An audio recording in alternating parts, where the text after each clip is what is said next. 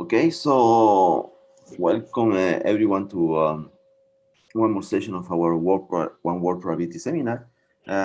Just to remind you that to keep silent during the talk and make questions on the chat, and then the moderators will pass the questions to the speakers in due time. Okay. Also, if you have trouble with the unstable connection, we're also broadcasting the seminars on the YouTube channel of the seminar, so you can use it if you have some trouble with an unreliable internet connection. Okay, so it's a pleasure to introduce Jian from University of Pennsylvania, who is going to give the first talk, which is going to be about a review of a random field Ising model. Thanks, Milton, for the introduction, and thanks for the invitation. It's a pleasure to give a talk in the One Word Probability seminar. This part of the talk is going to be a review on the mathematical development for spin correlations of the random field Ising model. This is partly based on a joint work with Jian, who is a student at the University of Pennsylvania. Okay, so let me first remind you what is a Ising model.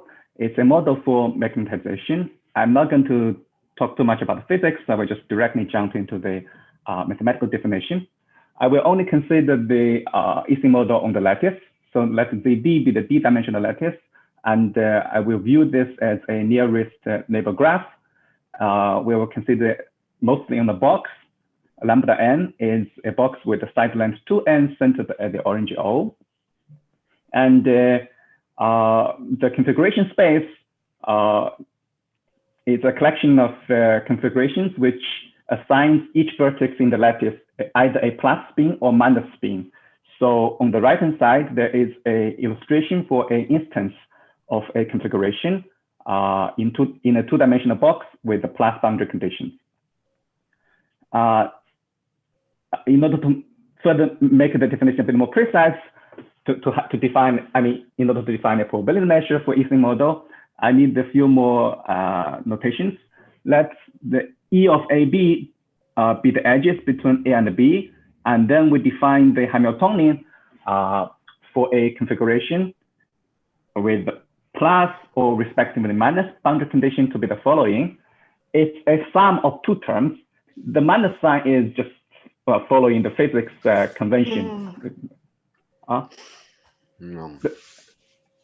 The minus sign just comes from the physics convention, and the first term in the sum incorporates the interaction between the spins across all the edges in the graph, and the second term incorporates the interaction of the spin on the boundary with the boundary condition.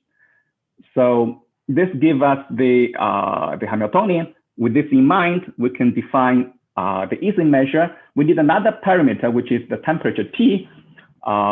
T in this talk will only focus the case when T is greater equal to 0. So we are looking at the paramagnetic Ising model. We define the Gibbs measure mu with the plus and minus boundary conditions so that the probability of sigma is proportional to exponential of minus 1 over T times the Hamiltonian. So this should be fairly standard. A key question for Ising model is about the phase transition, or in other words, more convenient for our talk, the long range order for Ising model. And this is a classical result that at low temperatures, long range order exists when the dimension is at least 2. This can be shown by Peirce argument, which I will sketch in this slide. Just to be a bit more precise for what I mean by long range order, we measure the boundary influence by the difference of the magnetization under the plus and the minus boundary conditions. By symmetry, this is equivalent to the magnetization with the plus boundary condition. And if this magnetization is lower bounded by a constant, For uniformly for all n, we say that the long-range order exists. Otherwise, we say that the long-range order does not exist. So now let me convince you that long-range order exists for d greater equal to 2, just using the classic pairs argument. Suppose we are considering a plus boundary condition. I need to show that with very good probability, the spin at the origin would actually agree with the boundary condition. So if not, then I will try to construct a flipping mapping so that I will map it to a configuration where the origin agrees with the boundary condition. So the mapping goes as follows. Let's look at the picture on the left.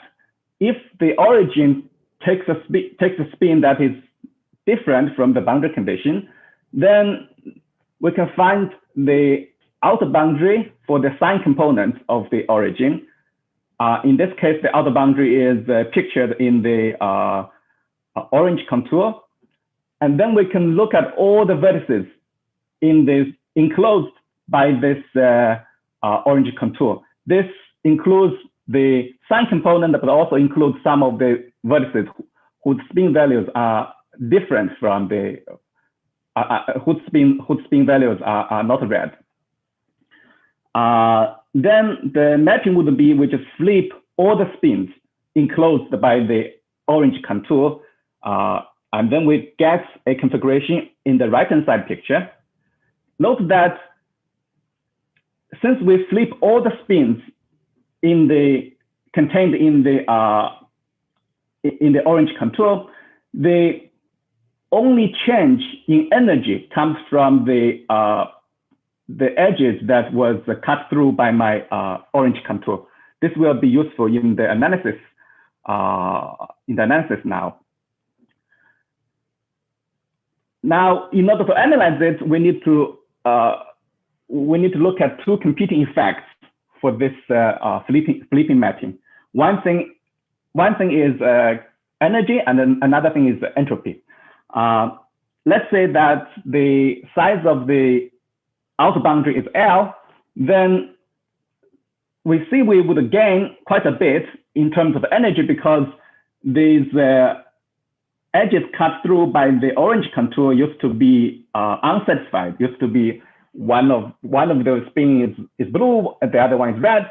But after my flipping, they become satisfied. As a result, we gain e to the L over t in terms of energy. But of course, this mapping is not a bijection, so there is a multiplicity issue. This is determined by how many contours of size L we can find. Easy calculation shows that this is at most exponential in L, while the big O constant there depends on the dimension D. But let's not be so careful about these details.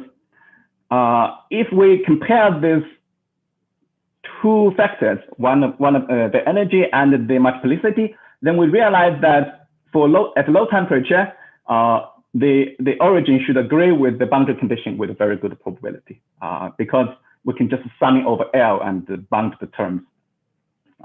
That's a straightforward calculation. So this argument shows that the long-range order does exist for the Ising model when the dimension is at least 2. You can think about for yourself why the argument breaks when D is 1. But the main focus for us today is to look at what happens if we have random field Ising model. So now let me define what is a random field Ising model. It is very similar to the Ising model, except we just add a disorder into the definition of the model. For simplicity, let's consider HV to be just the IID standard normal variables, so mean 0 and variance 1.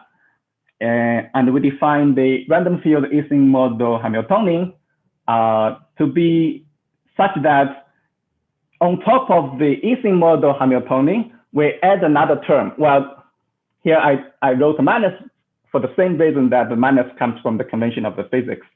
we add another term that incorporates the interaction of the spin with the external field. This is the term in blue. So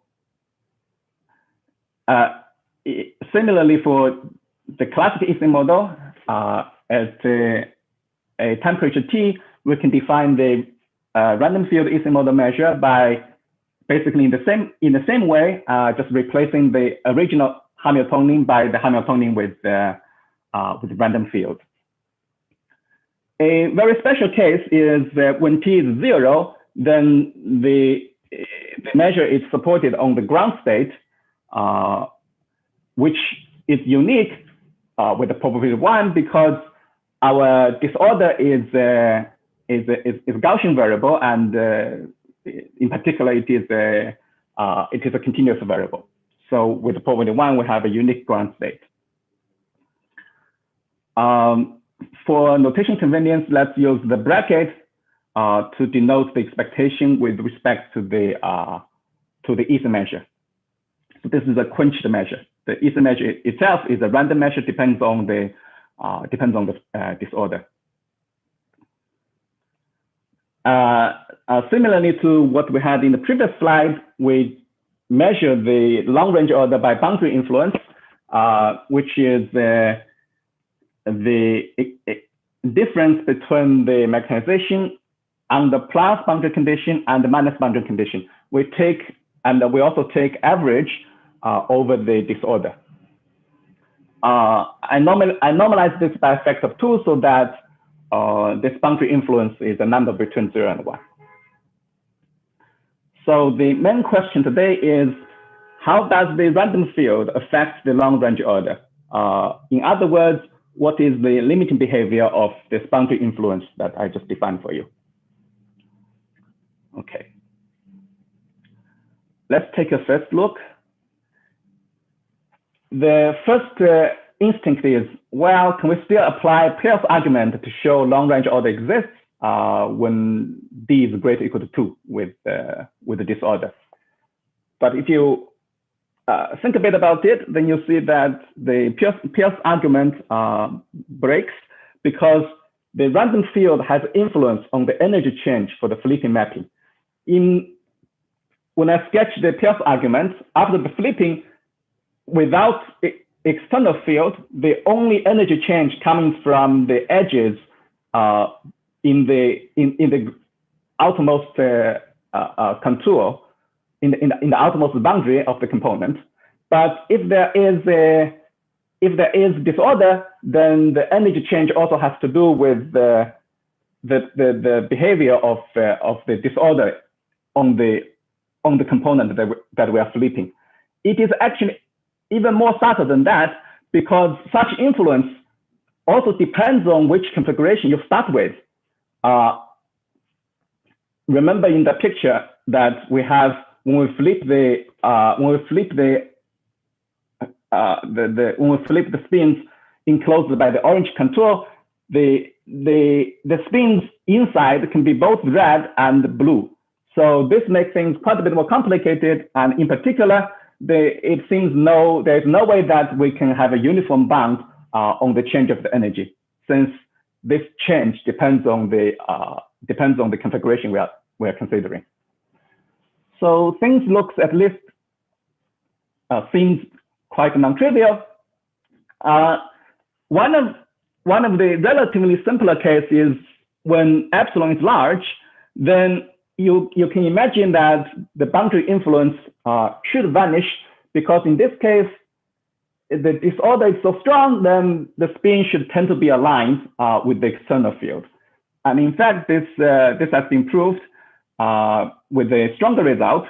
One can actually show exponential decay in this case. This was proved in many works, in Baratti in 85, Fröhlich Embre in 84, Van Drifts, Klein, Perez in 95, and recently there was a simpler argument by Camille, Jian, and Newman. In the particular case, at a 0 temperature, a simple population argument was suggested by Eisman Pellet in 18, was written in as a part of their paper. The basic idea is, if we look at vertices that has large absolute value for the disorder, then their signs for the ground state should be determined by the sign of the disorder. And those vertices should populate in a strong way, which gives exponential decay for the ground state. Let me elaborate on this idea by showing you some pictures. Let's first reveal the disorder. In this picture, the number indicates the absolute value and the color indicates the sign. Of course, this is not a simulation because in Gaussian disorder, this is not what you are supposed to say, what you are supposed to see, but this is just for illustration purpose. We first illustrate the disorder. One of the key points is, let's look at the vertex. Say the disorder is +7. Since there are in two-dimensional box, every vertex is only neighboring 4 vertices. So the neighboring can have at the most an influence of 4. But if your disorder has value 7, then no matter what your neighbor does, you want to be plus. As a result, we can decide the signs for quite many of the vertices in the box. This is shown in the second picture. For those vertices with large absolute value, their signs are determined already. So this is observation 1.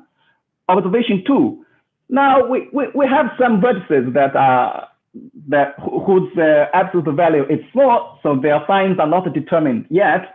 But if a vertex is enclosed by all the determined vertices, then eventually you can work out what the sign of this vertex should be, and this will not depend on the boundary condition because it's surrounded by vertices that have been determined. As a result, the influence from the boundary condition has been shielded. This is shown in picture 3.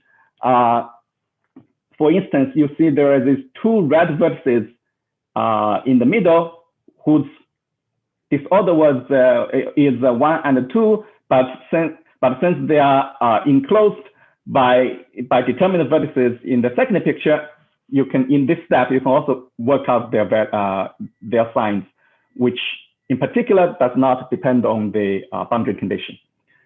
So in the end, the only vertices whose values that cannot be determined without knowing the boundary condition are the ones with the question mark. And now a standard population argument says that those vertices are very rare, and in particular, we can get exponential decay. This is the idea for exponential decay with the large disorder at a 0 temperature. So now you may wonder, well, with the strong disorder, okay, it is intuitive that we should have boundary influence vanishing. What happens with the weak disorder? This turns out to be a much more delicate question. In 75, Imre predicted that for small epsilon, the behavior would depend on the dimension. In 3 dimensions and above, the long range order exists. And in 2 dimensions, there is no long range order for weak epsilon, for small epsilon. So these are physics predictions. So what are the intuitions behind this prediction? Very roughly speaking, it's as follows. We can look at the box, and then we can look at the fluctuation for the sum of the field in the box. Well, this is just the square root of the volume, so the fluctuation is in the order of n to the d over 2. And we can look at the boundary effect, which a natural way to measure it is the size of the boundary, and this is n to the d minus 1. And if you do a simple calculation, you realize when d is greater or equal to 3, the boundary the boundary effect is much larger than the fluctuation of the field, and as a result, it's reasonable to suspect in this case the boundary influence will not vanish. But when d equal to 2, these two quantities become comparable. They are of the same order, and as a result, you may suspect the long-range order would not exist because of the effect coming from the disorder. But of course, this intuition is very good, but it's still quite a bit away from a very convincing heuristics. Here are some obvious difficulties for proving Imerima prediction. For instance, for d equal to 3, even though if you look at a fixed box, the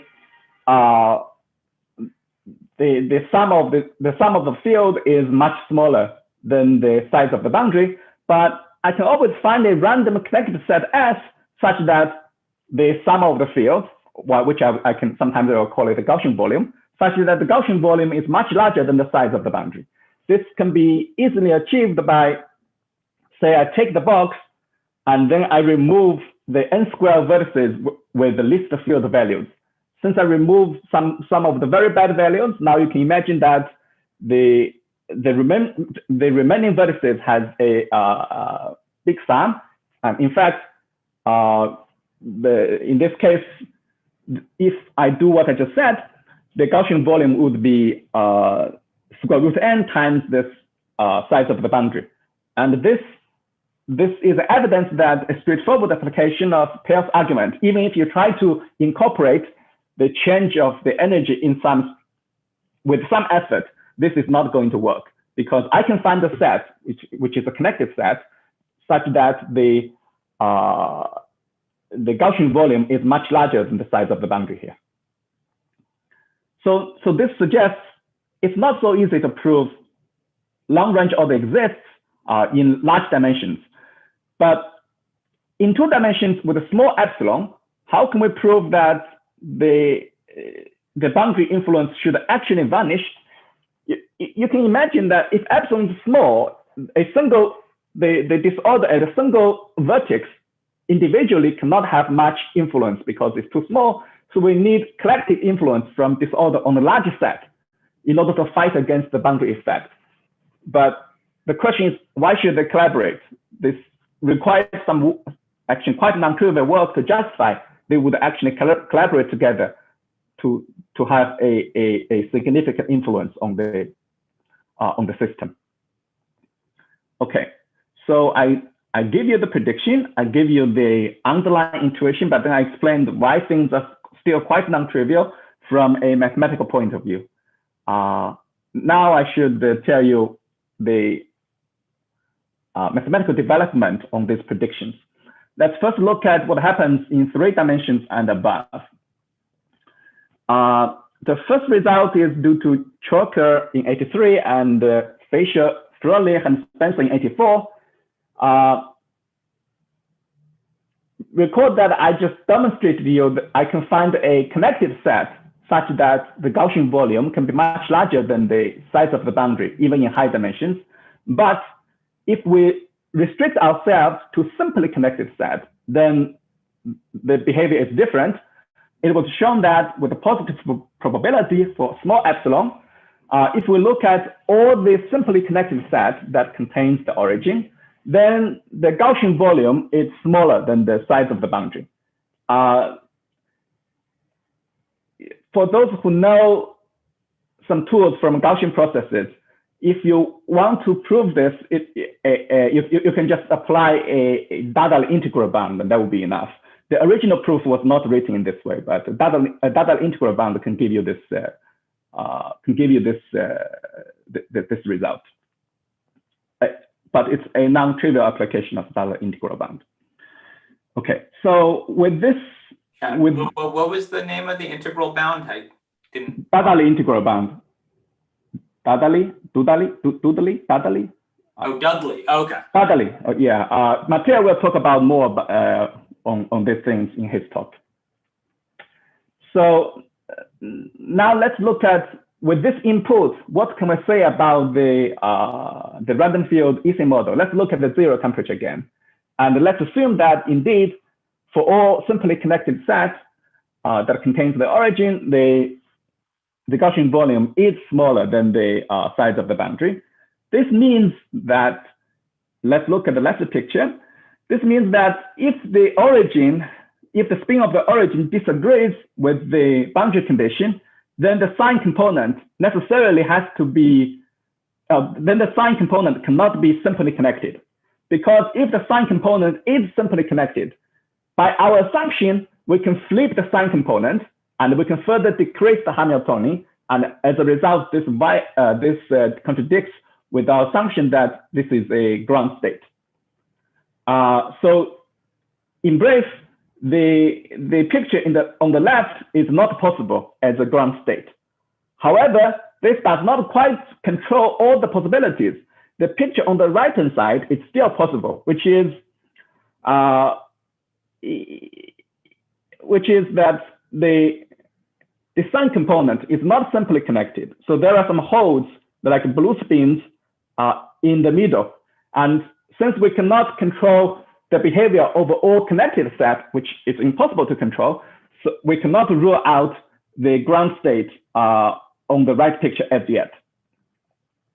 And this is actually the main difficulty for a rigorous proof of phase transition in 3D. And this was proved in Imbre 85 at 0 temperature, and later by Brickman-Quapianen in 88 at positive temperature, which finally established that long-range order exists for d greater or equal to 3 with a small epsilon.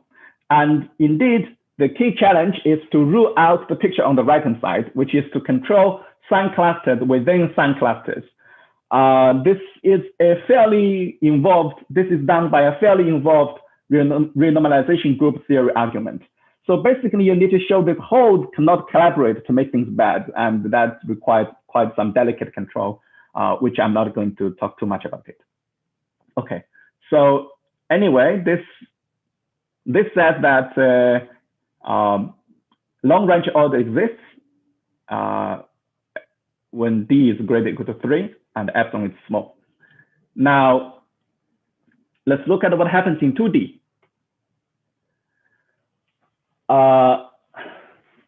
In Eisenman and Wirth's work in 1990, they showed that the boundary influence indeed goes to 0. And at this point, the prediction of Imre essentially proved mathematically. Eisenman-Wirth's proof is by working with free energy difference. Well, the free energy is basically the log of the partition function, but there's minus sign coming again from physics.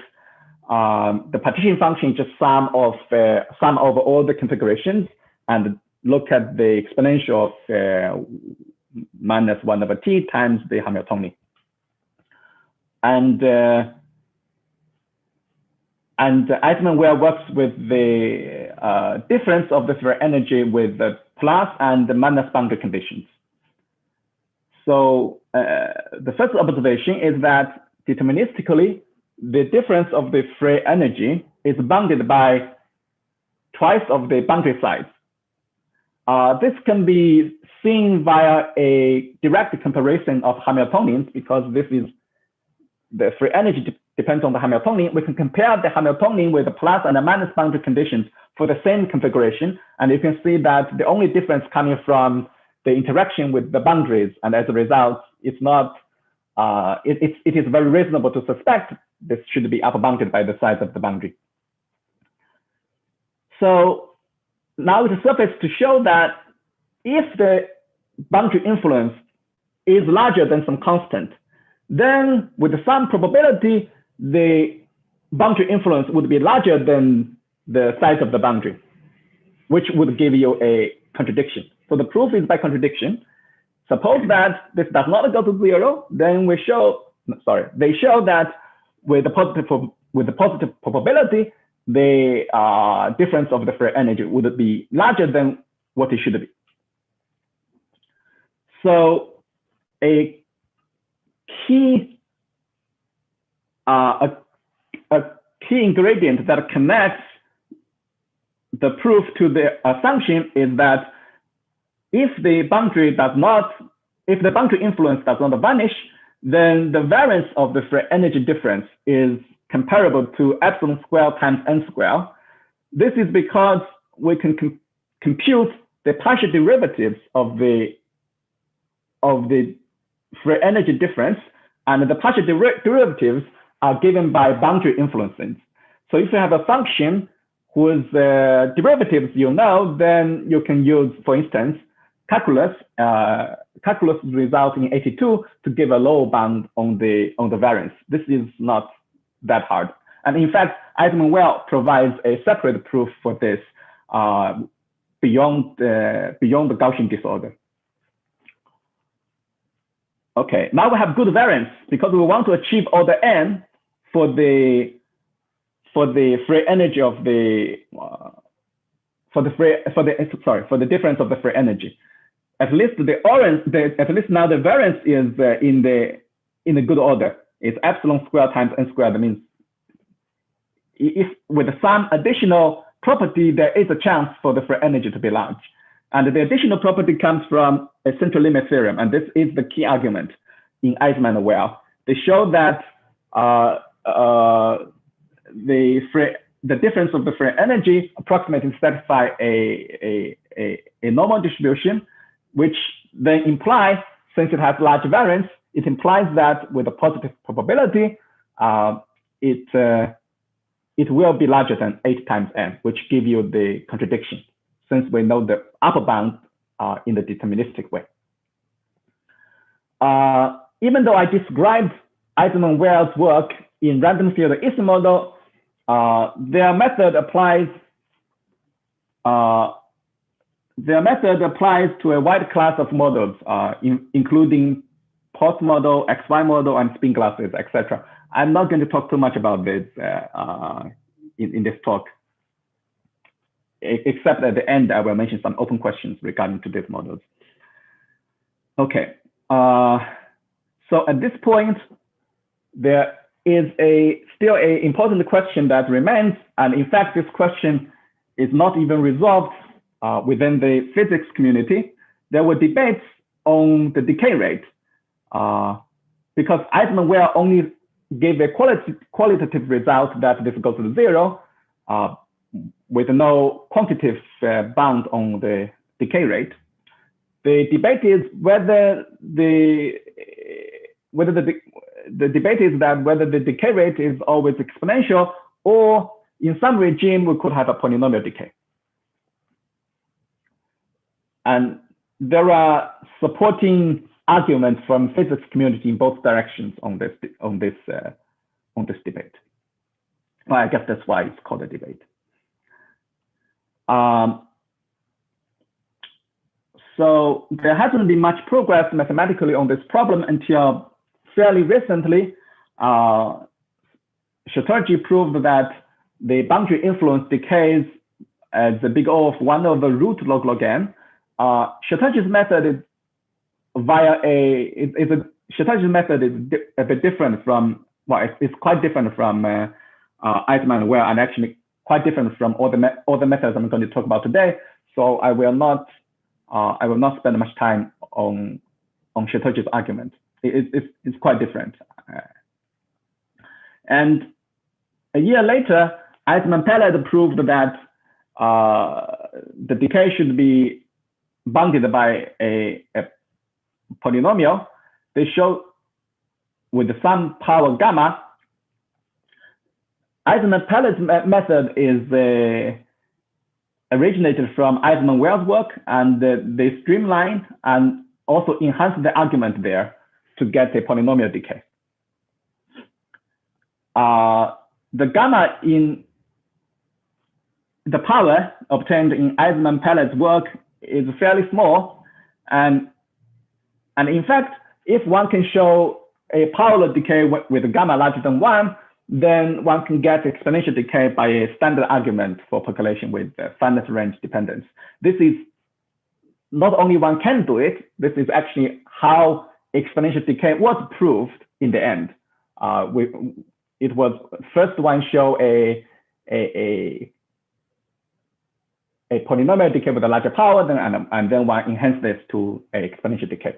And this was done recently in 2 works, one by Jian and myself, another is by Eisman, Harrow, and Pellet, where finally exponential decay was established. A bit more details. This was first proved in a work by Jian and myself at 0 temperature, where a key novelty is an application of Eisman-Bouchard in 1999 on the dimension of geodesics in tortuous percolation system. I will give you a little more details on this very soon. And afterwards, the positive temperature case was proved by in 2 concurrent works by Jian myself and Eisman Harrow Pellet. Both proofs employ Eisman-Bouchard as in the 0 temperature case. So now let me give you some very rough idea on how, well, I guess I need to explain 2 things. One is how Eisman-Bouchard arrives, and second is what Eisman-Bouchard is. Maybe I should, well, I will explain this, I will explain in this order, which seems a bit strange, but maybe it's natural in this case. So let's first see why there's something like controlling the crossing distance of for percolation is relevant to proving a decay rate for random field Ising model. And I will sketch this at 0 temperature. Let's couple the spin configurations with the plus and the minus boundary conditions. In fact, in this case, we're just coupling the ground states together. And a natural question we can wonder is how the disagreements should interact with each other. Well, if you think about it, or if you recall what we have done to show the exponential decay in the large disorder, we actually use the fact that a disagreement has to percolate to the boundary, right? If a vertex in the ground state take different spin value with plus and minus boundary conditions, then it cannot be surrounded by vertices whose values are all in agreement in the 2 different boundary conditions. So this is one observation, but this is not quite enough for us. But it provides a starting point. And with this in mind, the idea is to explore the cluster of disagreements from the boundary. Say we use a breadth-first search process. And roughly speaking, if we have explored some set, let's say we look at the picture on the left, there are 3 colors now in the spin, for the spin. The orange means the disagreement. Since the boundary conditions are different, so the color for the spins on the boundary are all orange. And now a blue color means it is a plus spin no matter what the boundary condition is. A red color means it's a minus spin no matter what the boundary condition is. The disagreement is the orange color. And we explore the cluster on the disagreement using breadth-first search process. And here we explored for 2 steps, and we explored some regions. And there is the unexplored region. The key observation is how the spins on the explored region can influence the spins on the unexplored region. And in particular, if in the unexplored region you want a lot of disagreements, what has to happen in the explored region? So the key is that if you want more disagreements in the unexplored set, then we must have more disagreements on the boundary of its component. Here, the boundary on the right picture is indicated by green ringed spins. So these are the boundaries of the inside of the unexplored set. If in the unexplored set we want more disagreements, that means on this green ringed boundary we need to have a lot of disagreements. So this is a very useful observation. Now, with this in mind, it's not surprising that a key ingredient is to show that we can find at some point a green rimmed contour as shown in the right picture, so that the number of disagreements there is small. And how can this be achieved? Well, it serves to show that the disagreements percolate barely. That is, if the crossing distance for disagreements have dimension strictly larger than 1, then we can find the contour so that the number of disagreements is small. This is not that hard because if the distance is large, that means we can actually explore for many steps, right? And in every step, we explore on disjoint disagreements. And a simple volume argument says that if the distance is large, then there exists at least one step, and in fact many steps, so that the number of disagreements should be smaller by n squared divided by the distance, which is the bound we need. And this above crossing distance bound calls for an application of Eisenman-Bouchard. And now let me explain to you what is the content of Eisenman-Bouchard. Eisenman-Bouchard says that if the percolation system is tortuous, then the crossing distance has dimension larger than 1. We see that the conclusion is what we wanted, but I need to explain to you what the assumption actually means. What do we mean by a system is tortuous? Look at the picture on the left. It basically means the following.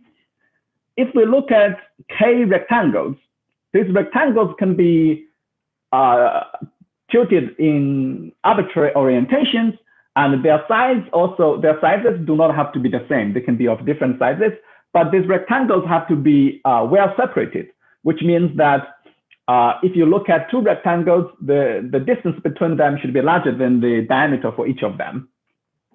And if we have an arbitrary rectangles like this, K arbitrary rectangles like this, tortuous means that the probability for the event that there is a crossing through each of this rectangle in the hard direction decays exponentially in K. This is the assumption. You want this decaying probability to hold for all K well separated rectangles. If this is the case, then it says that the crossing distance, say from the left boundary to the right boundary, has dimension larger than 1. This is not so surprising intuitively, because the tortuous assumption basically says if you want to find the geodesic, the geodesic has to take turns in every scale with a positive probability. So overall, the geodesic should be fairly fractal, and as a result, has dimension larger than 1. Of course, the actual proof is much harder than what I just said. A side remark, Eisenman-Bouchard actually applies to a wide class of models. For instance, it implies the chemical distance in critical Bernoulli percolation in 2D has dimension larger than 1. This also uses RSW type of estimate. And also it applies to fractal percolation process. And as a more recent application, it can also imply that the geodesic for the Liouville quantum gravity matrix has the dimension strictly larger than 1. If you know what is Liouville quantum gravity, then great. If you don't, you don't need to worry about what I just said. So with all this in mind, a key ingredient improving exponential decay is to verify the tortuous assumption, and this is actually fairly non-trivial. It's even harder at positive temperature.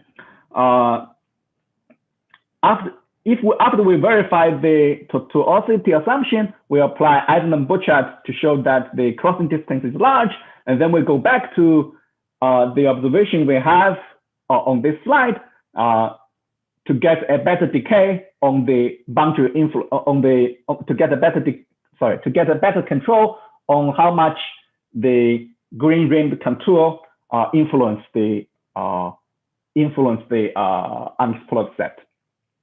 This allows us to derive a polynomial decay with a large power. Of course, I didn't show you all the details. I only gave you the sketch of the flavor. So if you still feel that there are missing pieces, that's totally expected.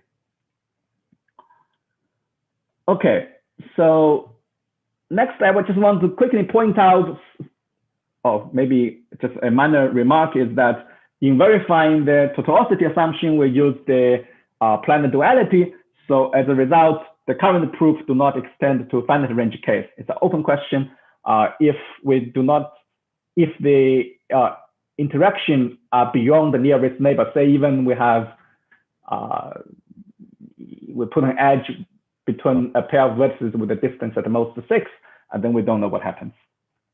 Or actually, at distance at the most 2, we don't know what happens already. But okay, we know something. We know there's a polynomial decay from Eisenman and Pellet. What we don't know is whether there's exponential decay in this case. So now let me point out some additional challenge at a positive temperature. At t equals 0, the ground states are unique. So it is very natural to couple them together because there is only one choice of ground states with a plus boundary condition, also one choice with a minus boundary condition. But at a positive temperature, we have another layer of complication that comes from the randomness of the ether measure. And in particular, in this case, there is no natural monotone coupling between ether measures with plus and minus boundary conditions. Milton, you want to say something? Oh, just tell you that you have 5 minutes left. Okay, yeah, thank you so much. In fact, it's even worse than that. There is no monotone coupling which is joint on a Markovian field. Let me illustrate this point for you. Let's consider the ether measures on the line with the boundary conditions on the left endpoint, but we consider 2 different boundary conditions, plus boundary and minus boundary, as shown in the bottom and as shown in the top and the bottom of the left picture. Then an observation is, if there is a Markovian monotone coupling, then we can check the spins from the left to the right. And as soon as at some point the spins agree with each other, then they have to agree with each other for the rest of the graph. So this should be fairly obvious if you have a Markovian and a monotone coupling, because once they agree by Markov property, the measures on the right-hand side should all be the same. And if you want to couple them in a monotone way, they have to be identical to each other. With this observation, let's look at what happens on the right picture if I condition on the fact that the spins disagree on the other endpoint. And what should happen in the middle? Well, if you think for a minute, by the property we illustrated on the left, if the spins in fact disagree with each other on the right-hand side, then all the spins in the middle have to disagree with each other. So the only possibility is that the spin should be all plus on the top and spin is all minus on the bottom. But this violates the Markovian property for the ether measure, because we are not expecting, you should not have all plus if you're given 2 plus spins at the boundaries on the line. So this illustrates that there is no monotone Markovian coupling, which is kind of a problem for the proof. In the work with the SHA, we address this by construct the coupling with the partial Markov property, and it suffices for the proof. And in the work of Eisenman, Harry, and Pellet, they used a method inspired by a work in Sheffield, which also had some roots in the work of Vandenberg. I'm not going to jump into the details for that. Just as a quick preview, Mateo is going to talk about the correlation lines for 2D random field Ising, which is the behavior when epsilon goes to 0. In the essence of time, I'm going to skip this, and you are strongly encouraged to stay for his talk, which happens right after this one. I suppose I still have 2 minutes or something like that. Yes. So I will use this time to discuss some future direction open problems. So I said that for Eisenman-Weyl, the qualitative results apply to a wide class of models, but all the aforementioned quantitative bounds only work with weak random fields only apply to Ising model. So a natural question is, can we get quantitative bounds for these non-monotone models?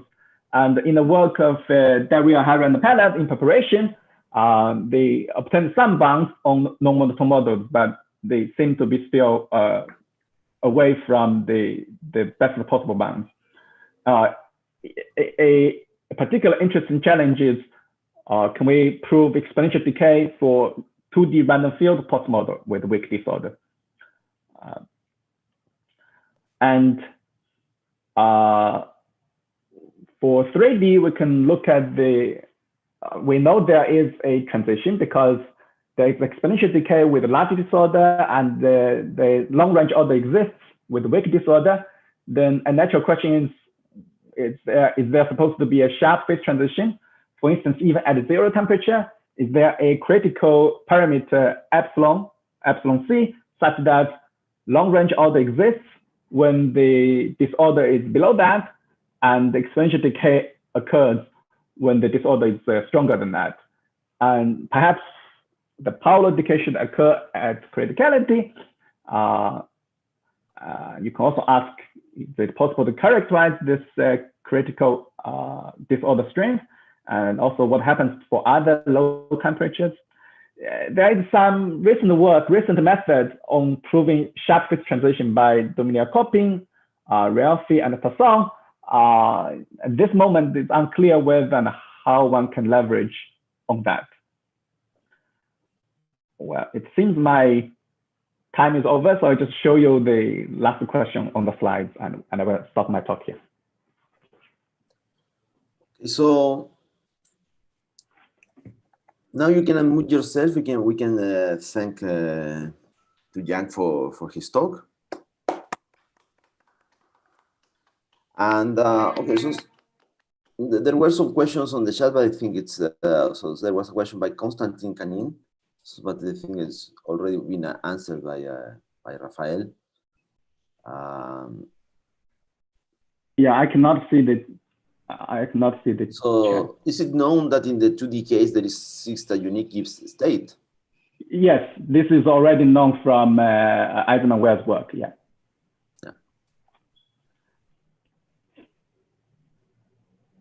Also, if you want to, you can unmute yourself to make a further question.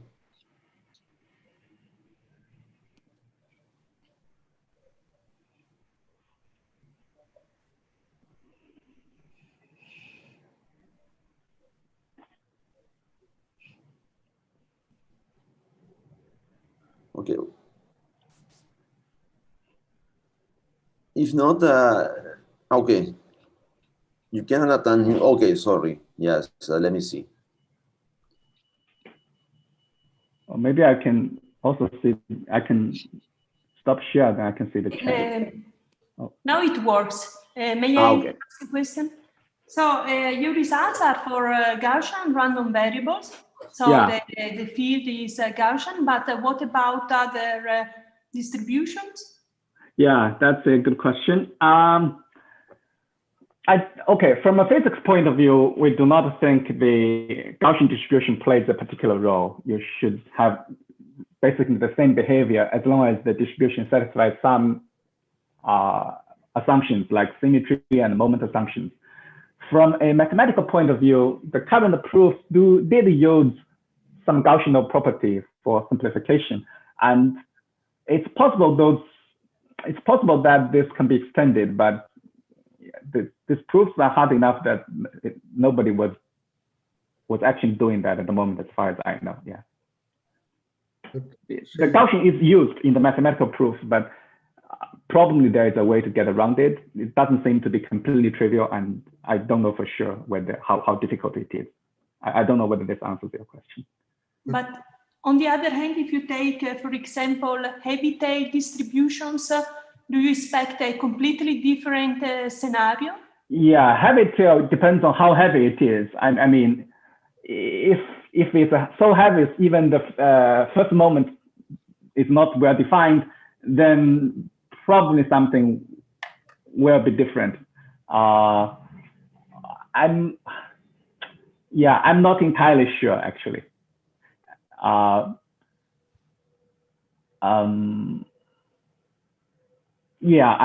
haven't thought about the really heavy tail case whether there should be a different behavior. There is one caveat which makes it not so trivial, because you see, for a disorder,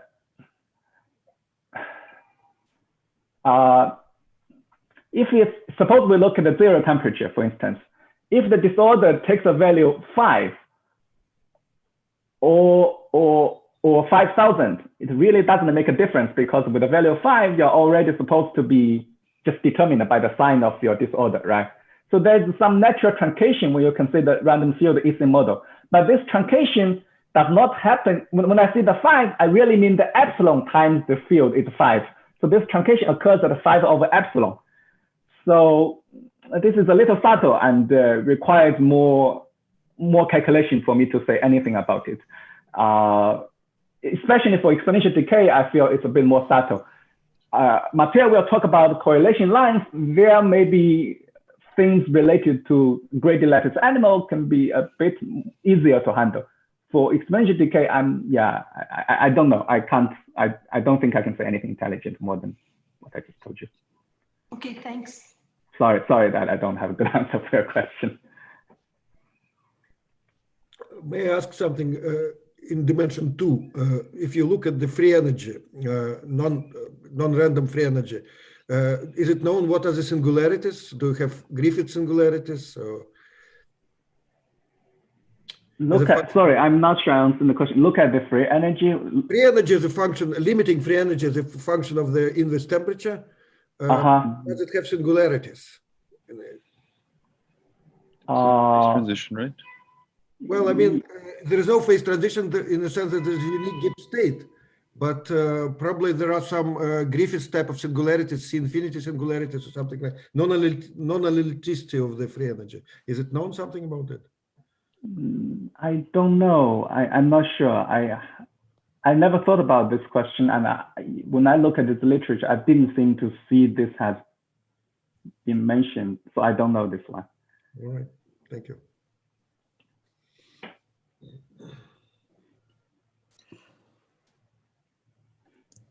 Very good. So I think it's time to thank again Jian for his nice talk. Okay, thank you so much for your attention. And before going to Mateo's talk, just a quick announcement. So we're really happy to announce that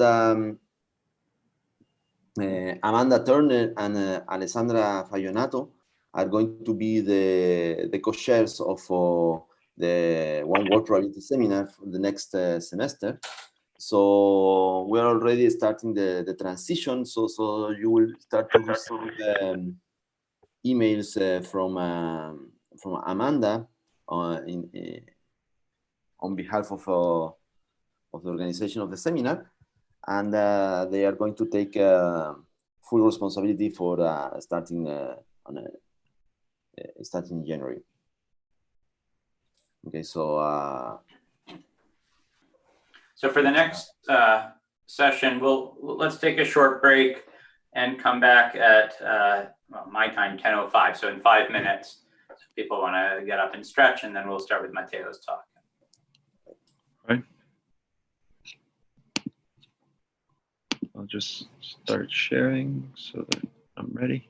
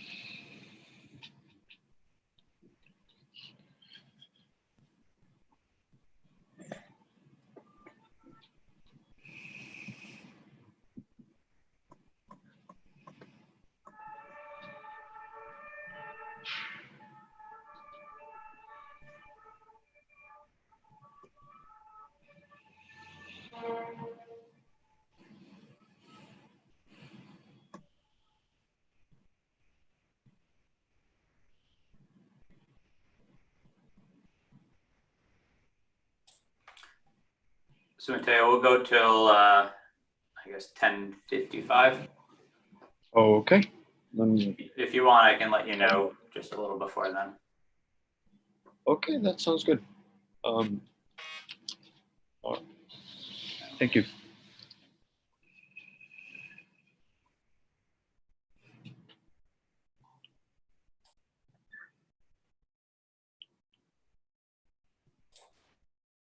Okay, so we're going to get started with the second talk of the morning, and this will be delivered by Mateo Wirth on correlation length of the 2D random field easing model. Thank you, Ivan, and thanks for the invitation. It's great to be here. So I'm going to talk about some recent work that's joined with my advisor, Jian, who gave the previous talk. And I'm going to start by introducing the model, introducing our result, and then giving you an overview of the proof. And then I'll go into a bit more detail in the next few sections. All right, so just in case anybody missed the first talk, I'm going to redefine the random field easing model. we're going to look at the d-dimensional integer lattice. And specifically, we're going to look at the model on a box in the lattice. The Ising model is a model on configuration. So we're going to assign a spin up or down to each vertex of the box. And we're also going to have a random field on each vertex, which in this case we take to be IID Gaussian random variables. We have this notation for edges. And with this notation in place, we can define the Hamiltonian, which is this function. The first two terms correspond to the classic Ising model. And the last term is the interaction with the field, which has this parameter epsilon that controls the strength of the field. Okay, sorry, there we go. So with this Hamiltonian, we can define the corresponding Gibbs measure, which at positive temperature is just defined by this equation. At zero temperature, the measure just concentrates on the lowest energy states, so the minimizers of the Hamiltonian, which we will denote by this notation. And these are unique almost surely because our field is continuous.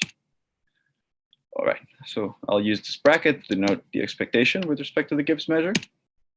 And as in Jian stock, we're going to look at this order parameter, which I'll sometimes call the magnetization, which just looks at the difference in expected value for the spin at the origin between the two boundary conditions. So it measures how much the boundary influences the spins inside the box. All right. And by monotonicity of the Ising model, this quantity is positive and it's decreasing in n. And as in the case of Jian stock, we're interested in how fast it decays in n. In particular, Jian mentioned that, or showed you that this model in 2 dimensions has exponential decay. And what we're going to be interested in is how fast is this decay when epsilon goes to 0. So for very weak field, how large of n do I need to have in order to start seeing this decay? So I'll characterize this question by looking at this function psi, which just tells me, okay, how large of an n I need in order to have magnetization below any fixed level that I want. Okay. Now, in the physics literature, in the math literature, there's another notion of correlation length that makes sense to look at, which is as the inverse of the rate of exponential decay. So this, mathematically, these two notions, the one that I'm talking about, this psi and this inverse of the exponential decay rate, they don't have to have the same scaling. So that is an open question about whether these two quantities have the same scaling as epsilon goes to 0. We expect that they do, but we have not proved that. We have just looked at this psi notion. All right. So before telling you our result, I'll tell you a little bit about previous work in this direction. From the physics perspective, there have been various predictions and simulations trying to get a handle on the correlation length. And there's no consensus, but there was a common belief that e to the epsilon minus 2 is the right scaling, or at least it works that it should be an upper bound for the correlation length. Mathematically, rigorously, the previous known bounds were by Chatterjee in 17 and Eisenman-Pellet in 18, but these are of these double exponential forms, so they were not expected to be sharp. And indeed, our result today is that this correlation length actually scales like e to the epsilon to the minus 4/3. So it's actually smaller than was expected from that e to the epsilon to the minus 2 predictions from the physics literature. And we have an upper bound for positive temperature, and at 0 temperature, we have a matching lower bound. Currently, it is still open whether this lower bound extends to positive temperature, though we expect that it does, but again, we have not proved that.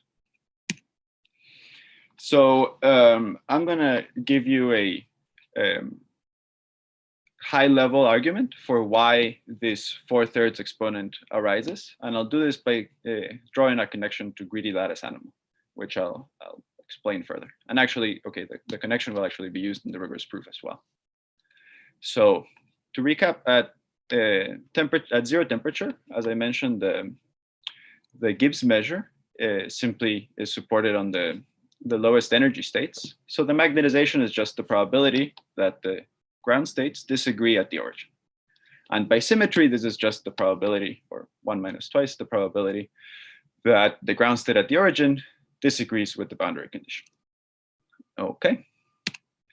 So let's imagine that we're looking at the ground state with minus boundary condition, and let's imagine that it disagrees with the boundary condition at the origin. So we let S be the sign cluster of the origin.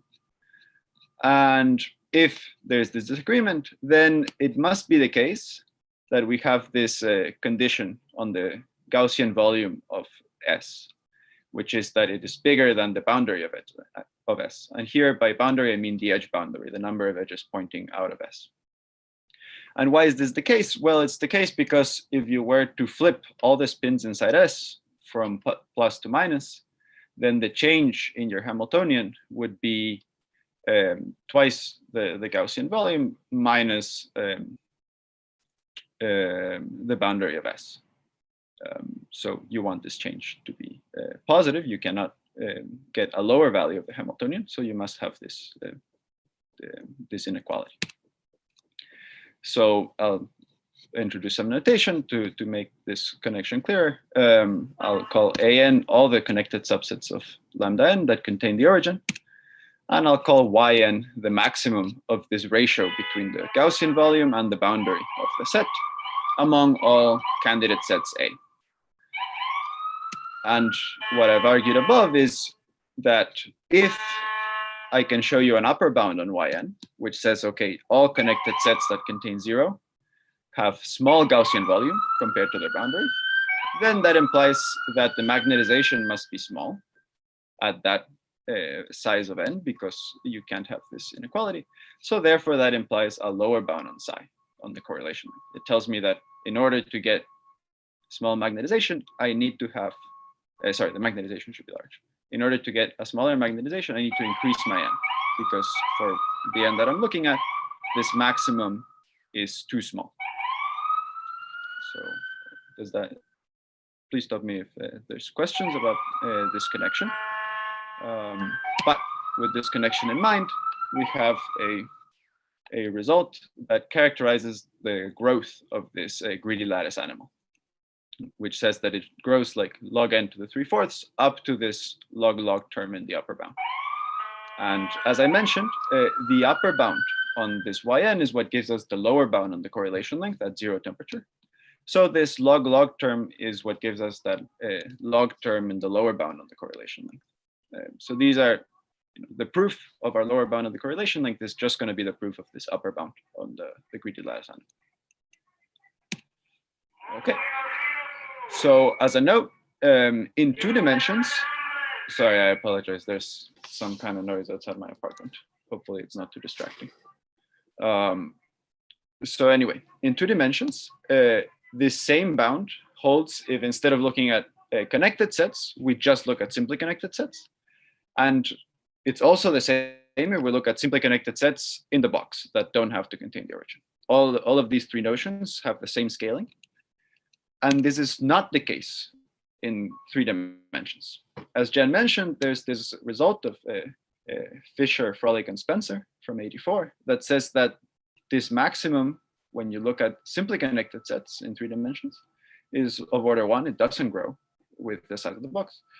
But as Jian argued, if you just look at a box with some vertices removed, you can construct a connected set, which has a volume to boundary ratio of square root of log n. So there's this square root of log n gap between simply connected sets and connected sets. And this, is also true in 2 dimensions, but because the gap is additive, you don't see it because of this growth rate of log n to the 3/4 is of higher order.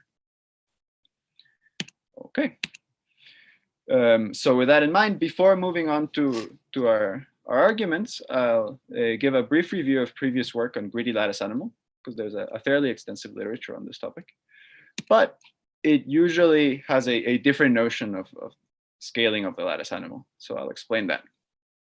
Usually what one looks at in this case is all connected sets that contain the origin and have n vertices in them. And then, okay, I'll denote the random field in this case by X so that it's not confused with our original random field H. Because in this literature, the result is that for dimension higher than 2, all you need is for X to have slightly more than D moments. And then the value of the greedy lattice animal grows linearly in the size of the box. And here, okay, the constant is positive as long as, no, actually, yeah, this okay. As long as X has 0 or positive D. Here, I'm still thinking of symmetric random variables. Okay, so there is some work that is a little bit more similar in spirit to what we've done, which is instead looking at the largest lattice animal inside of a box. So instead of asking for animals of size n, let's just look at the largest animal inside of a box.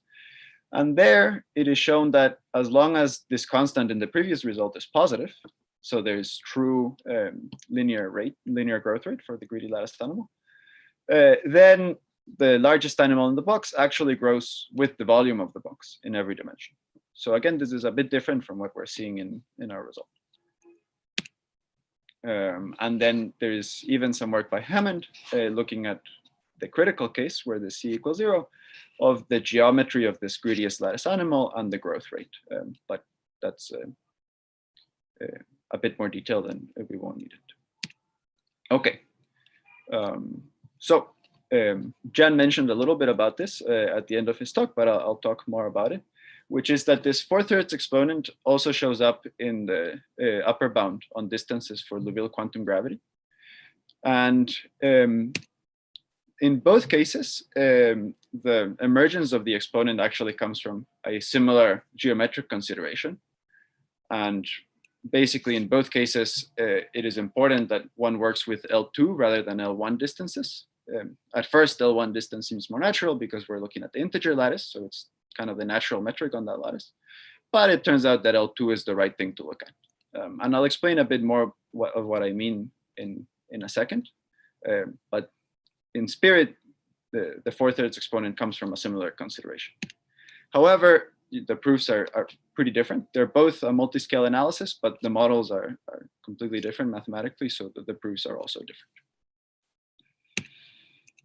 All right. So with that, I'm going to sketch for you a lower bound on the growth rate of the greedy lattice animal, meaning I'll tell you how to construct, or one way to construct, an animal with large volume. Of course, what we really want is an upper bound, because that would give us a lower bound on the correlation length. So this lower bound on the greedy lattice animal does not directly imply anything about the correlation length, but the ideas will be useful in the proof, so it's instructive to look at. Okay, so what's our goal? Our goal is to say if n is large enough, it's of order e to the epsilon to the minus 4/3, then we should be able to construct an animal that has Gaussian volume larger than its boundary. And as I mentioned, it's a bit easier to think about L2 distances, and that's a little bit easier if I think of polygons instead of lattice animals. So I am going to work in the continuum, and I'm going to try to construct a random polygon, which has a white noise value bigger than its perimeter. So it's analogous to what I was going to do with lattice animals, but the presentation is a bit easier if one thinks of polygons instead. Okay, so the idea here is to take some initial deterministic polygon and then expand it recursively in such a way that the difference between the white noise value and the perimeter increases. So you're pushing it up until it's positive. Great. So we start with this box, and then at each side of the box, what we're going to do is we're going to put a triangle of height epsilon to the 2/3 times the side length of the box. And why do we use this epsilon to the 2/3 scaling? It's because with this height, the increment in the perimeter is epsilon to the 4/3 times the size of the box, the side of the length of the side, sorry, which is just the height squared of the triangle. That's just a geometric calculation. And then the standard deviation of the white noise value, which is the square root of the area of the triangle times epsilon is also going to be epsilon to the 4/3. So basically what we're doing here is putting the largest triangle that we can, such that there is still a positive probability that the white noise value is bigger than the increment in the parameter, in the perimeter, sorry. So it's the largest triangle that we have some hope that it'll help us. All right, so then we have these 4 triangles. We will keep those which have large white noise values, and we will throw away the ones that don't. And then once we've done this, we get a polygon with 16 sides instead of 4. Here we've split the sides of in the sides where we don't include the triangle. And so now we just use smaller triangles at this new scale. And we keep doing this over and over until our triangles get small enough, of size 1, say. Okay, so now the analysis, I've given you a construction. Now I have to show you that actually this construction ends with a polygon that has a large white noise value compared to its perimeter. So here's the analysis. We start with a deterministic polygon. So there, the expected value of the white noise is 0. That's fair. Then at each round, for each side, I gain about epsilon to the 4/3 times the length of that side. So overall, I gain epsilon to the 4/3 times the perimeter of my polygon. And the perimeter increases every round. So I get at least epsilon to the 4/3 times the perimeter of the first polygon. Great. And also, I said I would run this until the triangles were of height 1, or height 10, some fixed constant, which by my assumption in n implies that I can run epsilon to the -4/3 rounds. So if I put these two things together, I see that overall I gain some multiple of the original perimeter. So at the end, I have a polygon which has expected white noise value larger than its diameter. Great. So at least in expectation, this construction works. All right. So now, as I mentioned, it's important to work in L2 rather than L1. And what I mean by that is, for example, sometimes since we're working on the lattice, it might seem more natural to add rectangles instead of triangles. So can we do that? What would happen if we tried to do that? What would happen is that then the boundary increment is no longer scaling like the height of the rectangle squared. It just scales like the height of the rectangle. So it's much larger. Therefore, whereas the white noise still scales like epsilon times the square root of the height. Therefore, we need to take a smaller height. Instead of epsilon to the 2/3, we would have to take height epsilon. And therefore, we would get smaller gains every round, just epsilon squared instead of epsilon to the 4/3. And so we would need a larger n. So this construction with rectangles would be suboptimal. It wouldn't get us the right scaling. So that's kind of what I mean when I say that it's important to forget about the lattice and just work in L2. All right. So if there's no questions at this point, I'll move on to the details. I'll show you a bit more detail of the upper bound and the correlation length, and then I'll talk about the lower bound. Okay. So for the upper bound, we want to show that when n is large, the magnetization is small. I showed you that at least at 0 temperature, a small magnetization implies that there is a large, there's a lattice animal with large Gaussian volume. Okay, but the converse does not hold. It's not enough to show that there's an animal with large Gaussian volume because this does not imply that the magnetization is small. For example, you could have this kind of pathological case where the field at the origin is very negative. So at least at the ground state, the spin at the origin is negative, but its neighbors have very large positive field. So if you take the origin together with its neighbor, that gives you a lattice animal with large Gaussian volume. This is of course very unlikely, but the idea is that just having a set with large Gaussian volume is not enough. So how do we remedy How do we improve our argument? The idea is to not work with a white noise and instead work with a different observable that is more closely related to the random field Ising model. That gives us more information. And sorry, before I do that, what I'm going to do is replace the white noise by the observable and then run the same construction exactly the same way and show that I can find a set with large value of gamma. And then I'll argue that finding a set with large value of gamma implies that the magnetization is small. And I'll tell you more about that in a second. But whatever I end up choosing as my gamma, I'm going to need that it has this property that anytime I look at a triangle, the probability that the difference, that the increment to my gamma value is bigger than the increment to the perimeter is bounded away from 0. I always have a good probability of this happening. So I always have a good probability of including a triangle. And that's the main thing that we used in the previous construction with the white noise. So that's what I'm going to need from my gamma. All right. So with that in mind, I'll just tell you what the gamma is. First, we call this free energy, which is kind of the logarithm of the partition function of the Ising measure or the Gibbs measure. Then we're going to look at the difference in free energies. This is similar to Eisenman and Wirth's argument. They also looked at the difference of the free energies. And in particular, I'm going to look at the difference of the free energies outside of my polygon. And I'll tell you why outside instead of inside when I go through the construction. But one fact that I'm going to use is that this difference of free energies is bounded deterministically by the edge boundary of the set. So that's important because our goal is to construct a set where the gamma value is large compared to its boundary. So just like in Eisenman and Wirth, what we're going to do is argue by contradiction. We're going to say, assume that the magnetization is large. Then we're going to find this, this lattice animal with large gamma value, which contradicts our deterministic bound on the difference of free energies.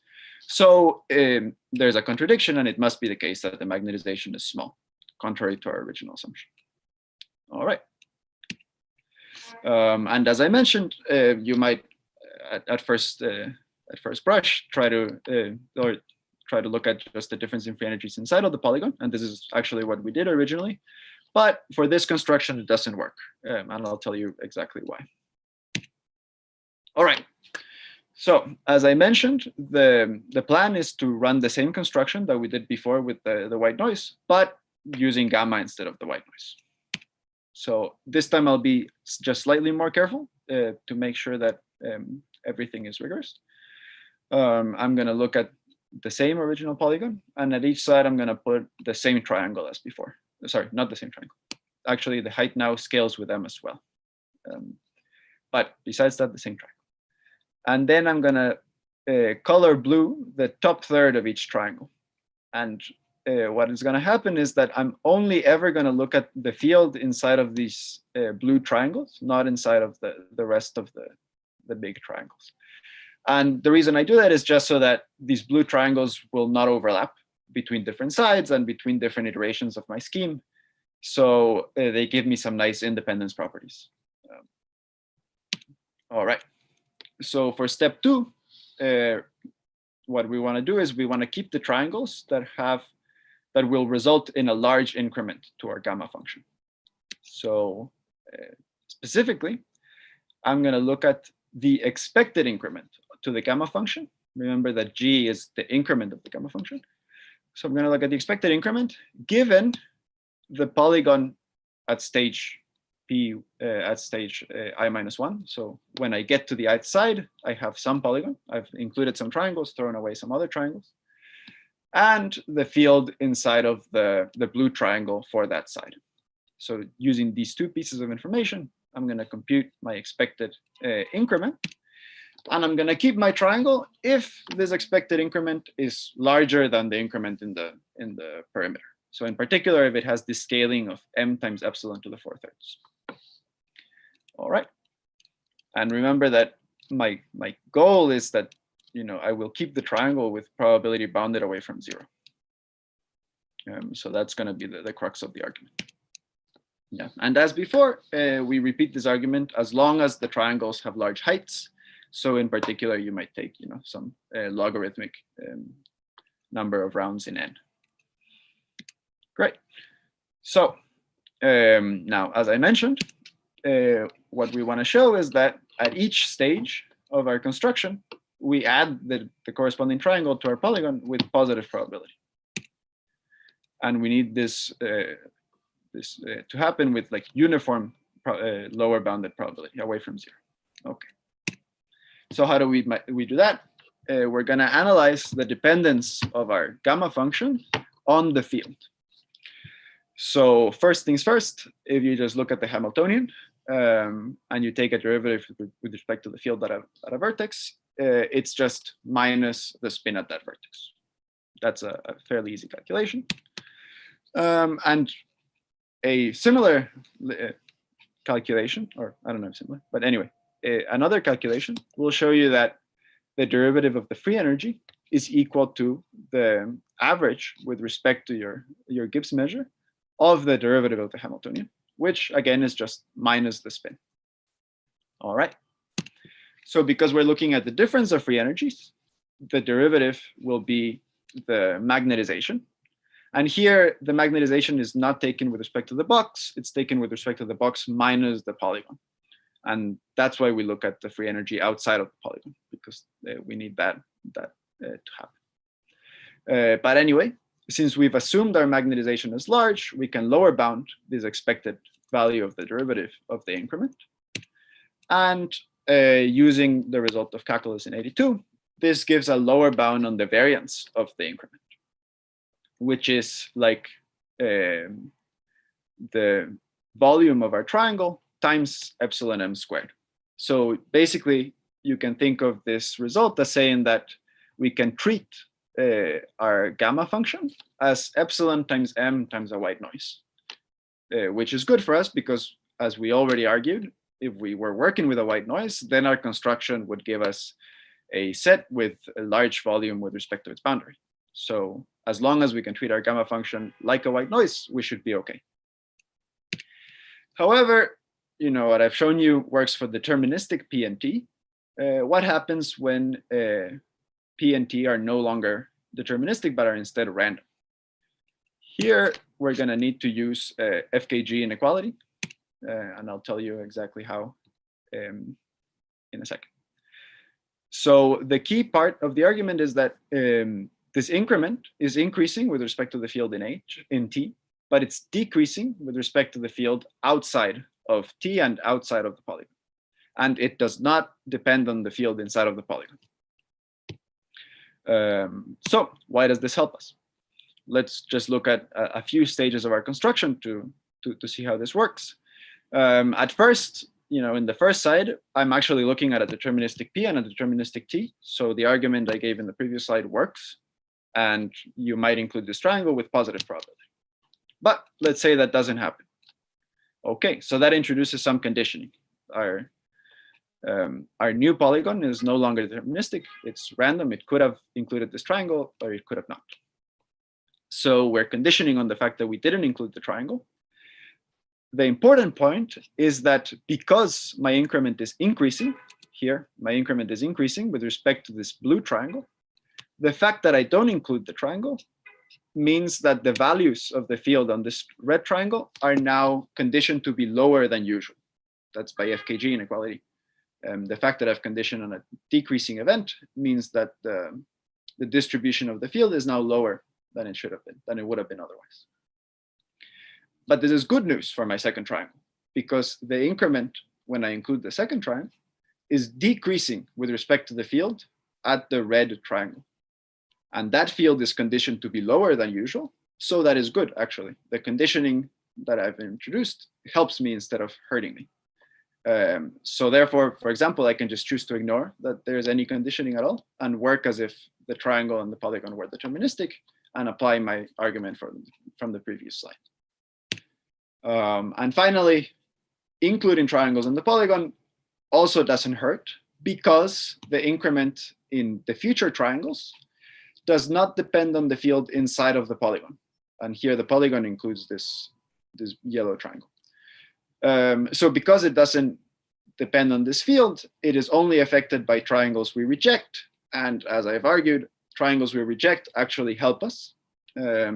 So there's nothing to worry about. We can just use the argument from the previous slide, pretending that all our triangles and polygons are deterministic rather than random, and we should be okay. And there's no issue. So that concludes the proof of the lower bound, of the upper bound on the correlation length. Sorry. What I've argued is that the difference of free energies can be looked at as basically epsilon times m times some white noise for the purposes of this construction. And because I've already argued that the white noise works to give you a set with large volume with respect to its boundary, therefore I can find the set with large gamma value with respect to its boundary, as long as the magnetization is not small. All right. So that concludes the proof of the upper bound, and then we move to the lower bound. And here, as I mentioned, the connection to the greedy lattice animal is going to be what we use. We're going to work just at 0 temperature, and I'm going to recall the argument for the connection to the greedy lattice animal. The argument is as follows. The magnetization is decreasing with respect to the probability that the spin at the origin disagrees with the boundary condition. And the spin at the origin disagrees with the boundary condition. This implies that there is some set containing the origin which has large Gaussian volume compared to its boundary. Large meaning larger than 1 over epsilon. So what we want to show is that if n is small, then the maximum of this ratio of volume to boundary is bounded away from 1 over epsilon for all sets inside of the box of size n. And in particular, here I've stated it for connected sets containing the origin. I will relax this to look at simply connected sets, but that don't have to contain the origin. And it is, sorry, one can argue that the maximum over simply connected sets that don't have to contain the origin always dominates the maximum over connected sets that have to contain the origin. And this is, it's an elementary argument, so I won't go into it. But let's just say that. And now, finally, I will relax my simply connected sets to be in polygons with sides of length at least 1. So it's similar to the proof I sketched for the lower bound on the lattice animal, but this is completely rigorous. Here, you also have this inequality that you can go from simply connected sets to polygons, and you don't lose anything. In fact, you increase this maximum ratio that you want to upper bound. So I haven't lost anything by moving from the lattice to the continuum. And now I'll just work with the continuum construction. All right. So my goal is to say when R is small, since everything is continuous, I'm going to call the size of the box R instead of N. So now when my box is small, then my maximum of volume to boundary over all polygons is bounded away from epsilon. Sorry, from epsilon to the -1. Okay, and the general idea here is going to be to show that our construction with triangles of height epsilon to the 2/3 is near optimal. So that basically the boundary of a good polygon that has high white noise value to perimeter ratio is going to look kind of like the boundary of the set I constructed. And I'll be more specific about what I mean in a second, but that's the high level idea. Another simplification that we're going to use is that the supremum of a Gaussian process concentrates around its mean. In particular, because all our Gaussian variables here, if I go back, I'm looking at the ratio of the white noise to the perimeter. So the white noise has variance that is like the area of the polygon. And the perimeter squared is also of the same size as the area by just isoperimetry. So therefore, my maximum has deviations of order 1. So if I want to bound it away from epsilon to the -1, I can just bound the first moment away from, say, 1/2 epsilon. And then because the deviations are of order 1, that gives a high probability bound. So that's the first simplification, is that I'm only going to look at first moments. The second is, the second big idea is an idea from the theory of Gaussian process. So I will briefly review this theory, and I'll tell you the idea that we need, which is called chaining. So let's see. If I have just an abstract Gaussian process on some index set T, then I can put a metric on this index set, which is just the L2 norm of the increments of my process between 2 points in the space. And an important idea in the theory of Gaussian processes is that the behavior of the supremum of a process can be understood just by looking at this metric space of T with this canonical metric given by the process. And in our particular case, the space T is going to be a space of polygons. And the metric is going to be some slightly complicated expression involving the intersection of 2 polygons, or rather the symmetric difference of 2 polygons. But we will get to that later. Now, what's the idea of chain?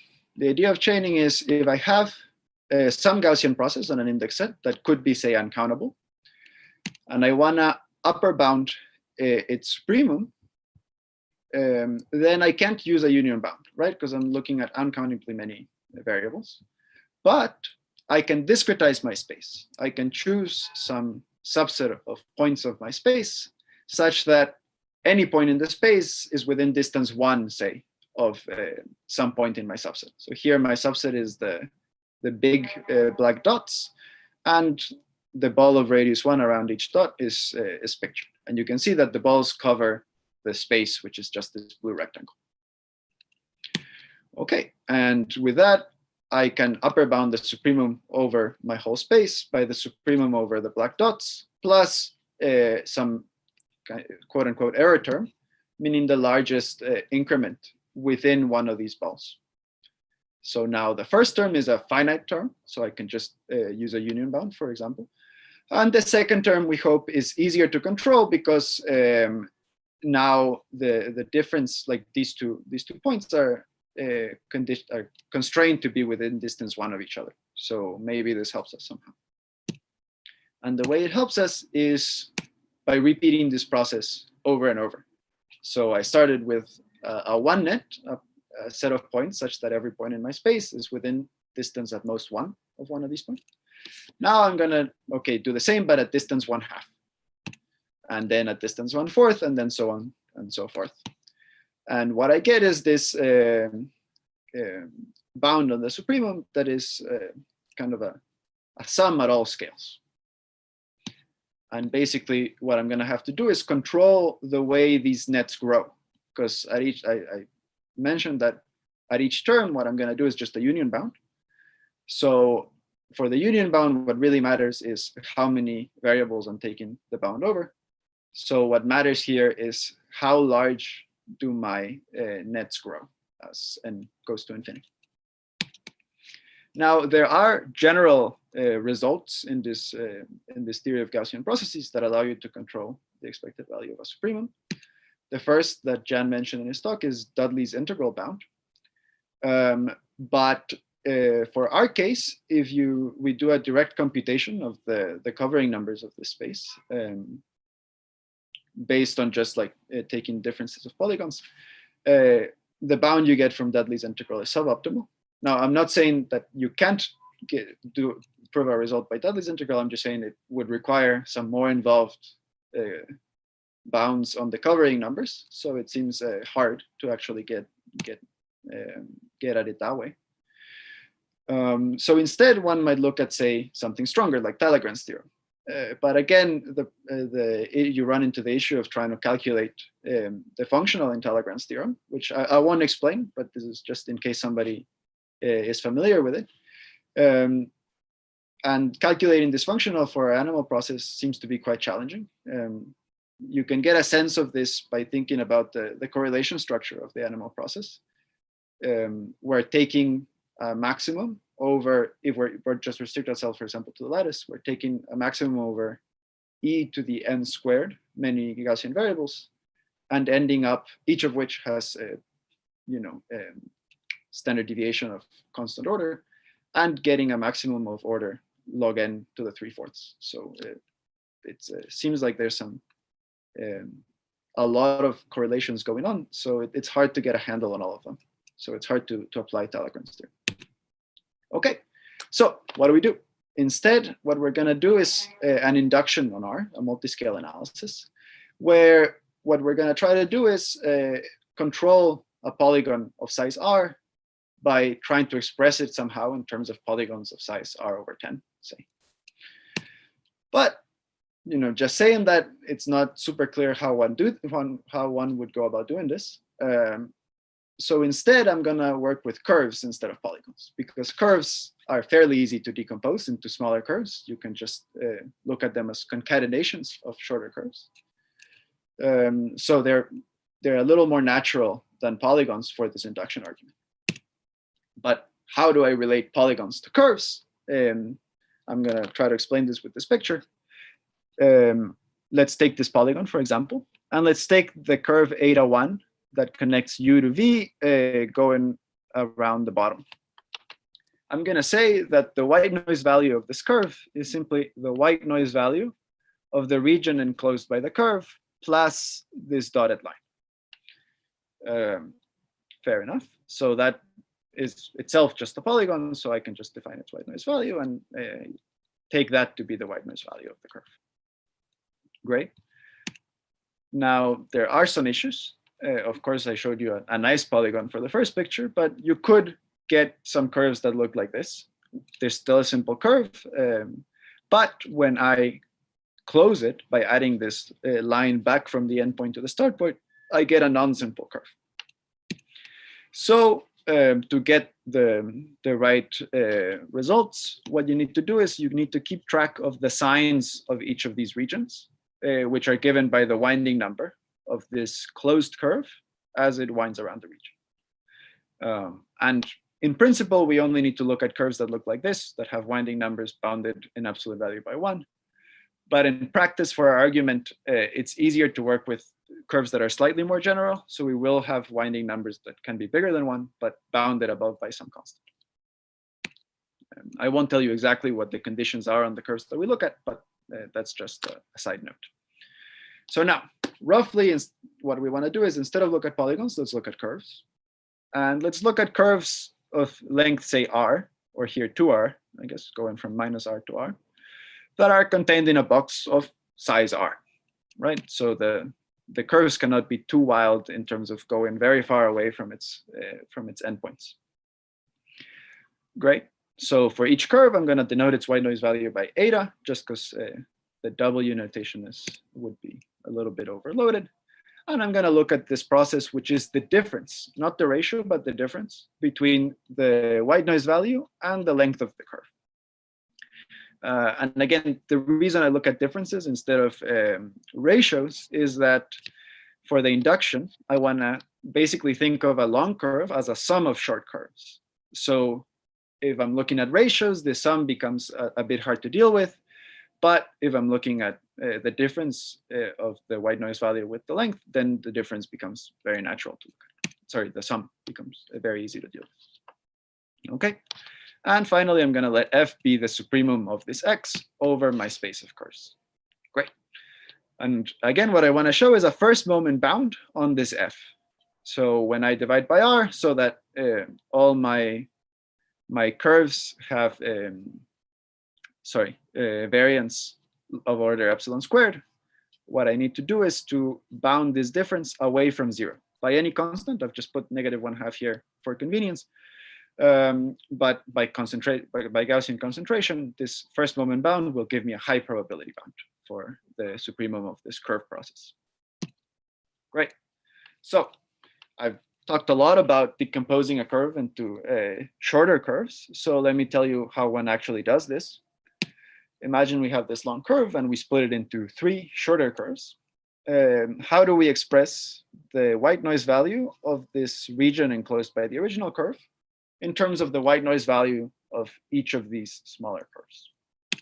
The answer is that it is the sum of the white noise values of each of the shorter curves plus the white noise value of this polygon that's left when you just connect the endpoints of the short curves.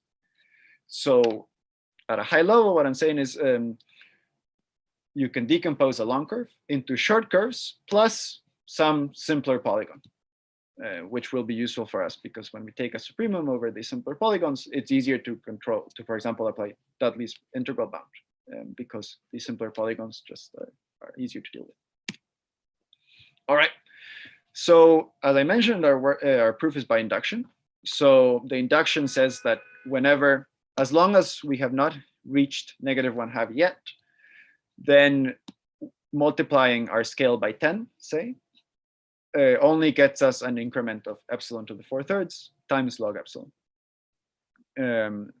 So if this were true, and if we had a base case, let's say at r equals 1, this expected value is like -1.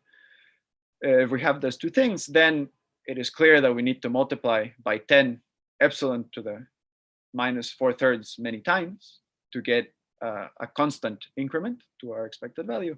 So we need r to be at least like e to the epsilon to the -4/3. So that's going to be the argument. And then the way we're going to do this is to split each curve into segments that are contained in strips of height roughly epsilon to the 2/3.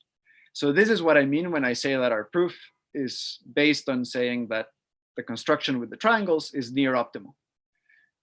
What I'm going to show is that to good approximation, with high probability, the curve that maximizes this ratio is actually contained in a strip of height epsilon to the 2/3, much like our triangles had height epsilon to the 2/3.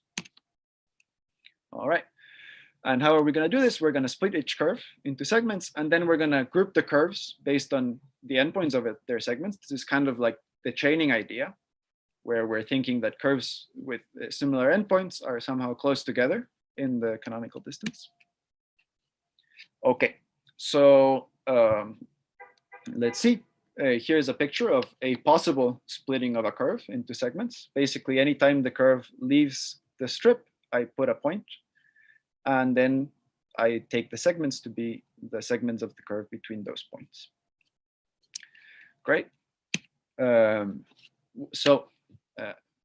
What I want to do at this point is to use my decomposition of a long curve in terms of short curves.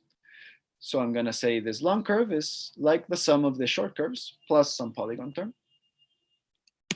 And I'm going to need a lemma that says each of these curves that are contained in a strip satisfies my desired bound, that is like the expected value at scale r/10 plus some error term of size epsilon to the 4/3.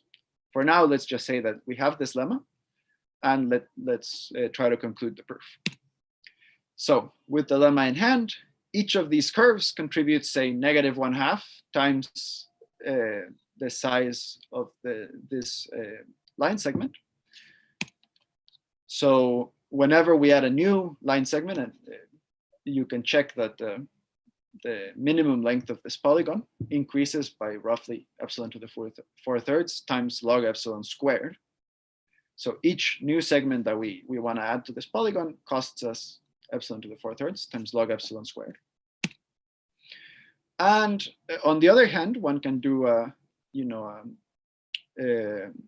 entropy argument to show that the entropy increase from adding a segment is just epsilon to the 4/3 times log.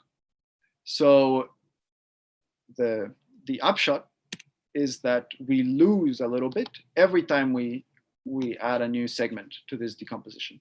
So more complicated curves that oscillate up and down and have leave these strips lots of times are penalized for doing this, and therefore they are unlikely to be maximizers of our process. Okay, so now we've basically argued that the maximizer for our process should be contained in a strip. So now we just want to look at how to bound the curve that is contained in a strip. And the idea is to do much the same argument, but split your curve horizontally. You've already controlled it vertically, so now you just split it horizontally into segments of length r/10, and this gives the right bound. Okay, so that's the proof of the lower bound. Unless there are questions, I will move on to just some concluding remarks. Okay. So to recap what I've shown you, I've argued that at 0 temperature, the correlation length of the random field Ising model in 2 dimensions scales like e to the epsilon to the -4/3 up to log terms. And I've shown you an upper bound of this order that works for positive temperature. So this leaves open some questions. Maybe the most natural one is, can we get a lower bound at positive temperature? So I'll tell you a little bit about how you might go about doing that. At 0 temperature, we showed the lower bound by showing essentially that this second epsilon should not be here, that this Gaussian volume is smaller than the size of the boundary of any set in the box. And here I include a factor of 2, because what I want to ask is, given this control, can we go back and apply Peyrell's argument? If you were here for Jian's lecture, he explained how to apply Peyrell's argument when there's no random field. And then he mentioned that when there is a random field, it messes up Peyrell's argument because the gain in the energy from flipping spins is no longer uniform, right? Because you don't have control over the field. But we've established some control on the field. Is this enough to apply Peyrell's argument? And there is some problem, which is if I have my sign cluster, when I apply Peyrell's argument, I don't just flip the spins on the sign cluster. I can flip some spins that are separated from the boundary by my sign cluster. So if my sign cluster has holes, like here, these 4 vertices that are colored red, if my sign cluster has holes, the change in the Hamiltonian when I do this Peyrell's transformation is not the difference between the Gaussian volume and the boundary of my sign cluster. It's just looking at the outer boundary. And that we cannot directly control. However, this is similar to the situation in 3 dimensions, where there was the result of Fisher, Frolick, and Spencer that controlled the Gaussian volume of simply connected sets. And then there was subsequent work by Embry and then Brickman and Kupianen to control these holes by a renormalization group argument. So we think that that is a direction worth pursuing in 2 dimensions. Maybe something like this could work. The second question is something that was already asked in the previous lecture, which is how much of this can we extend to non-Gaussian disorder? And here I'll note that for our notion of correlation length, you don't actually need exponential decay to be able to study it. So even though we don't know that there is exponential decay with non-Gaussian disorder, we might still be able to get a handle on the correlation length. Okay. So can we do this? Can we extend it to non-Gaussian disorder? For the upper bound, our argument uses the symmetry of our distribution plus some moment assumptions. When I showed you the argument, I argued a lower bound on the variance, and I said, okay, this means that the typical size of the increment can be like some constant times the variance. This requires some moment assumptions, maybe on the 4th moment, but I think you can get away with just the 3rd moment. So as long as you have those, there is some hope that, with some extra work, one could adapt our argument to show an upper bound on the correlation length. For the lower bound, we really used the sub-Gaussian concentration a lot of times. So we would need a sub-Gaussian process. We can't use a process with arbitrary tails, but there is some hope that maybe if you have a process with arbitrary tails, you can do some dyadic decomposition So, you split your process into many processes, each of which is supported, say, between 2 to the k to 2 to the k plus 1, and then analyze each of these processes separately and kind of aggregate your bounds. This is similar in spirit to previous work of Martin up on the greedy lattice animal. And in particular, in the greedy lattice animal case, Martin showed that in order to be able to aggregate the bounds coming from this dyadic decomposition, you need your distribution to essentially have a little more than d moments. So in our case, d equals 2, so a little more than 2 moments. It's unclear whether this actually works for our lower bound and if you need anything stronger than 2 moments, but it is possible to try this idea of Martin's. All right, and with that, I'll conclude. Thank you very much for coming to the talk. Please, thank you, Mateo, and everyone should be able to unmute themselves now. We can join together in applause.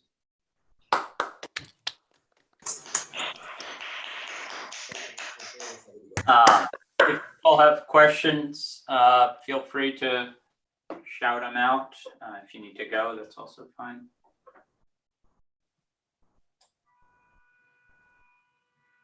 So I have a question. Yeah. At the very beginning, you mentioned that when you look at connected versus simply connected domains, the error you are making is square root of log n. Yeah. And fortunately, this can be absorbed in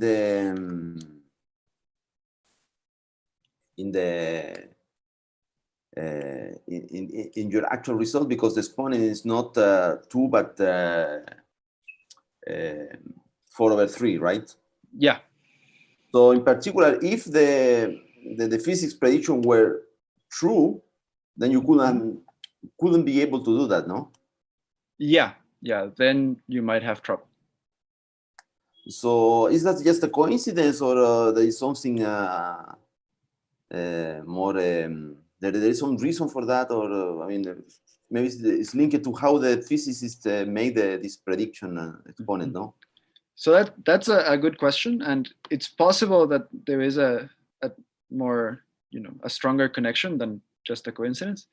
From the papers I've looked at, which definitely are not all of the physics literature,